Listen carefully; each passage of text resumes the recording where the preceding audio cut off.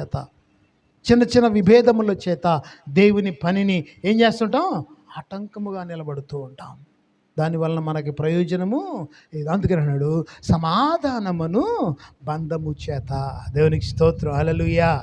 ఆత్మ కలిగించు ఐక్యత. దైవ కార్యక్రమాల విషయంలో, దైవ పని విషయంలో, దేవుని సన్నిధి విషయంలో మనం ఏం చేయాలంటే ఆత్మ కలిగించే ఐక్యతను కాపాడుకుందాం. దేవునికి స్తోత్రం, హల్లెలూయా.